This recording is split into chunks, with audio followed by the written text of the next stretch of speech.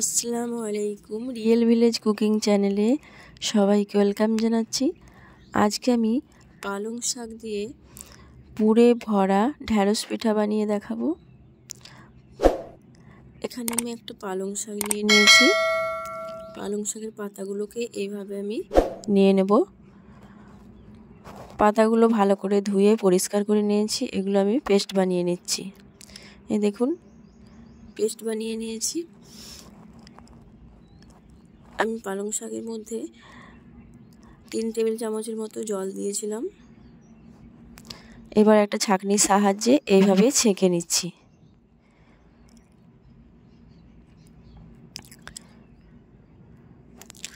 ছাঁকনির সাহায্যে ছেঁকে নিতে হবে। আপনারা স্কিপ না করে পুরো ভিডিওটা দেখতে থাকুন, খুব ভালো লাগবে। আমি এখানে পালং শাকটা ছেঁকে নিয়েছি। এই দেখুন, এবার একটা কড়াই চাপিয়ে দিচ্ছি। কড়াইটা গরম হয়ে এলে এর মধ্যে আমি দিয়ে দেব যে আমি জলটা রেডি করে রেখেছি পালং শাকে, সে জলটা দিয়ে দিলাম। এটা আমি 1 বাটি পরিমাণে নিয়েছি। এবার এখানে দিয়ে দিচ্ছি 1/2 চামচ পরিমাণে লবণ। এটা যখন গরম হয়ে আসবে, এর মধ্যে যখন একটা বলক চলে আসবে, ঠিক সেই পর্যায়ে আমি এখানে দিয়ে দেবো চালের আটা। এটা একটু নাড়াচাড়া করে নিলাম ভালোভাবে। এটা খুব ভালোভাবে বলক চলে এসেছে। আমি এখানে 1 বাটির থেকে সামান্য কম চালের আটা নিয়ে নিয়েছি। চালের আটা সঙ্গে ভালোভাবে মিশিয়ে নিতে হবে। এটার মধ্যে খুব ভালোভাবে অনবরত নাড়াচাড়া করে মিশিয়ে নিতে হবে, নাহলে দলা বেঁধে যেতে পারে। এই দেখুন, আমি এর মধ্যে কোনো কালার অ্যাড করি না। এবার আমি এখানে নারকেল নিয়ে নিয়েছি। একটা ছোট সাইজের নারকেল কুড়িয়ে নিয়েছি। এবার এর মধ্যে দিয়ে দিচ্ছি 3 টেবিল চামচের মতো। দিয়ে দিলাম চিনি। দিয়ে দিচ্ছি 2 টেবিল চামচের মতো খেজুরের গুড়। আমি এটাকে ভালোভাবে মিশিয়ে নেব। লো টু মিডিয়াম ফ্লেমে এটা আমি ভালো করে পুরটা বানিয়ে নিচ্ছি। এই পিঠা খেতে খুবই টেস্টি। আপনারা অনেক রকমভাবে পিঠা খেয়েছেন, একবার এইভাবে বানিয়ে দেখবেন, খুবই ভালো লাগবে। পুরটা আমার রেডি হয়ে গেছে। এবার আমি এখানে যে এটা রেডি করে রেখেছি চালের আটার মিশ্রণটা, এবার এটা আমি কুসুম গরম থাকা অবস্থায় সামান্য হাতের মধ্যে জল নিয়ে ভালো করে মথে নেব।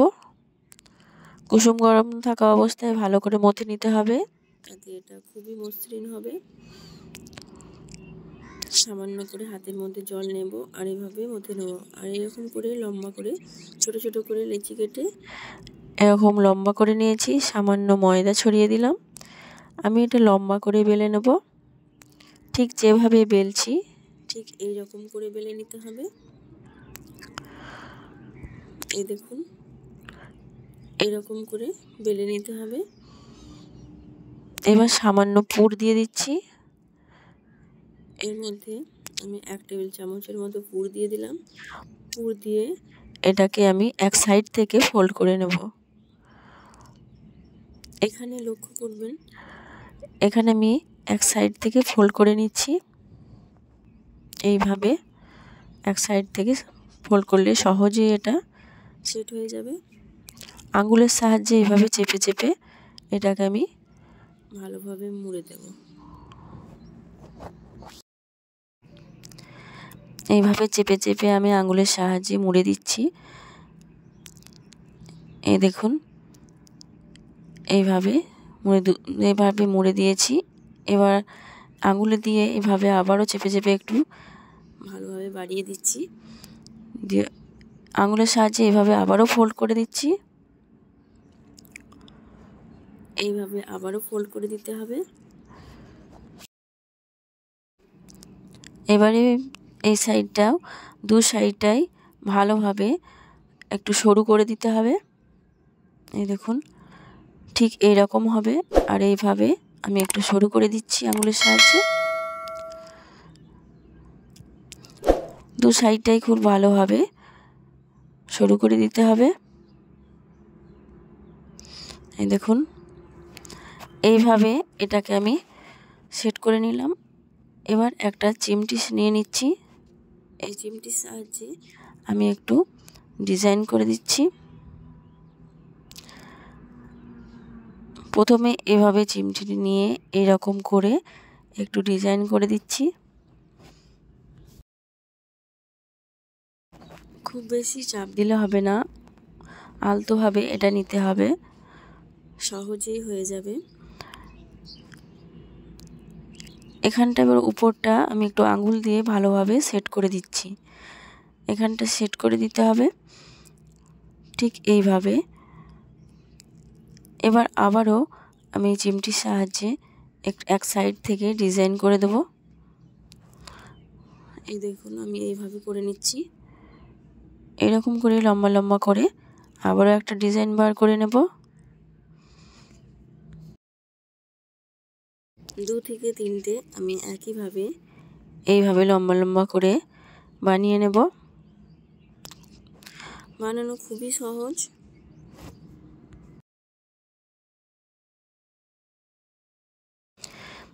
ঠিক একইভাবে আমি সবকটা বানিয়ে নিচ্ছি। এই দেখুন, এই শীতে অনেক রকমের পিঠা বানানো হয়। একবার এইভাবে পিঠা বানিয়ে দেখবেন, খেতে খুবই ভালো লাগবে। এই দেখুন একটা পিঠা রেডি করে নিয়েছি। ঠিক একইভাবে আমি সবকটা পিঠা বানিয়ে নেব। সহজেই রেডি হয়ে গেল এই ঢ্যাঁড়স পিঠা। দেখতে ঠিক ঢ্যাঁড়সের মতোই। আমি সবকটা পিঠা বানিয়ে নেব। এখানে আমি প্রতিটা পিঠা আমি এখানে ভাপ দিয়ে নেব। নিয়ে নিয়েছি একটা পাত্রে জল, আর এরকম একটা পাত্র নিয়ে নিয়েছি ছিদ্রযুক্ত। এখানে আমি পিঠাগুলো দিয়ে দেব। 5 মিনিটের জন্য এগুলো আমি ভাপে সেদ্ধ করে নেব। ঢাকা দিয়ে রেখে দিচ্ছি 5 মিনিটের জন্য। ফিরে আসছি 5 মিনিট পর। 5 মিনিট পর আমি একটা প্লেটের মধ্যে নিয়ে নিয়েছি। খুব ভালোভাবে পিঠেগুলো রেডি হয়ে গেছে। তাহলে দেখলেন তো কত সহজে এই ঢ্যাঁড়স পিঠা রেডি করে নিলাম। খুব অল্প সময়ের মধ্যে এই ঢ্যাঁড়স পিঠা সবার মন জয় করার মতো এই পিঠা রেসিপি। অনেকেই অনেক রকমের পিঠা খেয়েছেন, একবার এইভাবে পিঠা বানিয়ে দেখবেন, খেতে খুবই ভালো লাগবে। পুরে ভরা এই ঢ্যাঁড়স পিঠা কোনো রকম কালার ছাড়াই এই পিঠা রেসিপি। এই দেখুন খুবই নরম তুলতুলে। তাহলে বাড়ি কেমন হলো অবশ্যই ট্রাই করবেন, আর বাড়িতে একবার হলেও ট্রাই করে দেখবেন, খুবই ভালো লাগবে। আজকের এই রেসিপি এখানেই শেষ করছি।